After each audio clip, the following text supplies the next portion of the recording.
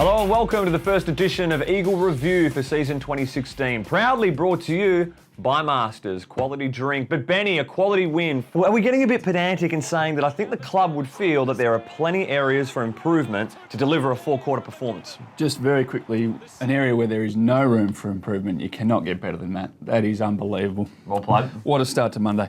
Look, yesterday was pretty good.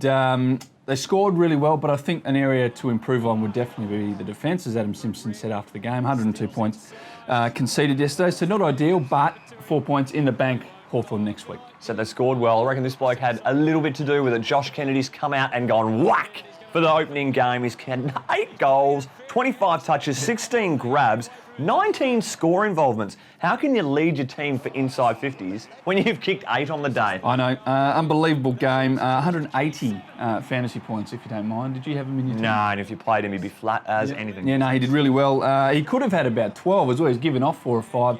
And missed one of the easiest shots of the day as well. Yeah, exactly. And 9. Should have at least got 9, more than that. Gave off so many. Selfless as always, vice-captain. What a start. Got to touch on Matty Prittis. 43 touches in his opening game. You don't reckon he's ready to go and having a big season on the cards. He's had 13 contested touches, 12 clearances, so he was just getting it out of there. He really looked in a different wavelength than any other midfielder on the ground. He did.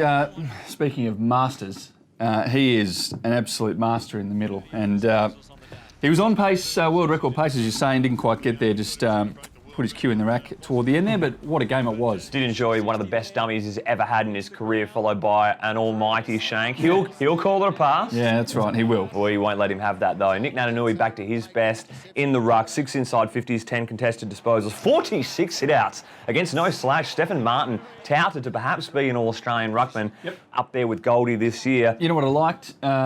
He had 22 disposals, Nick Nat.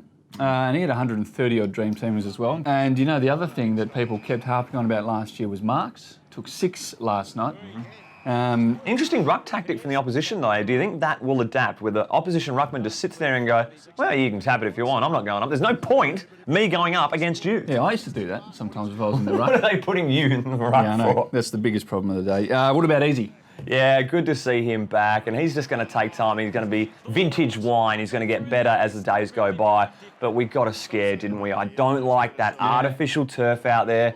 It was just a little slip and slide. But oh wow, things just absolutely tightened there. But and he's actually not the only time he's had a little bit of an issue with that artificial turf. Do you remember when he rubbed his face in it a couple of years ago? He had some almighty face burn, scabalicious, you'd say. Yeah. Andrew Gaff can tell you that it's a hard surface as well when he got Aaron Edwards the hell That's out. right. So yeah, there's some instances happening there, and we're glad that a big one didn't happen yesterday.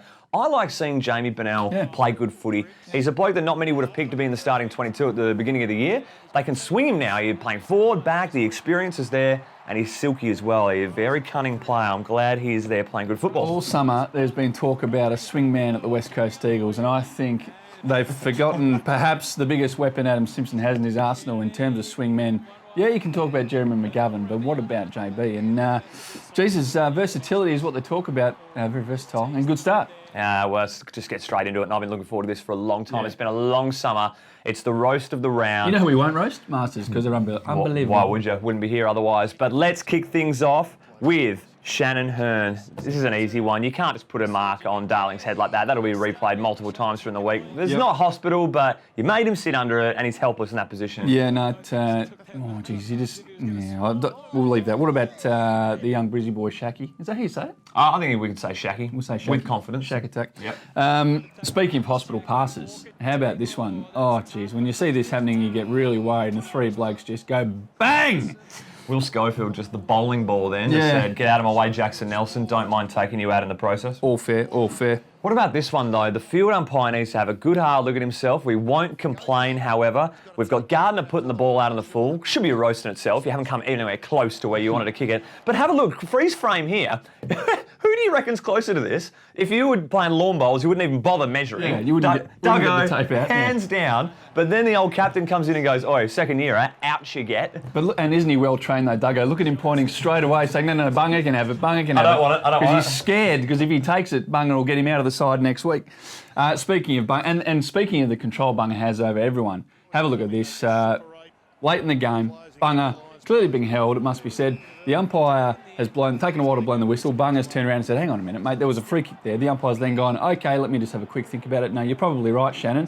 He's pointed the wrong way and Shannon's gone, no, it's my free kick. Yep, thank you very much. Thanks for giving me a lesson 101 umpiring there, Shannon Hearn.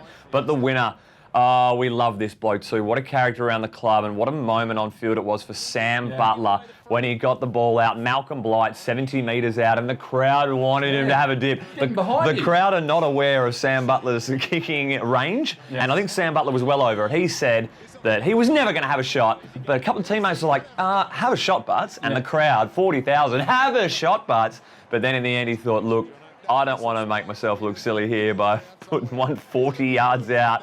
And he declined to have a shot, much to the dismay of the crowd. Not having a dip and not giving the crowd what they wanted. That brings us to the end of the first program. Thanks for joining us. Thanks to Masters, the awesome Masters cows. They're giving you and your friends the chance to be titled Masters More Awesome Squad. That sounds pretty good. Follow Masters Milk on Facebook to find out how you could be in the running to win the ultimate Eagles fan experience. Thanks for your time and big game next week against the Hawkies. We'll see you next Monday. Bye.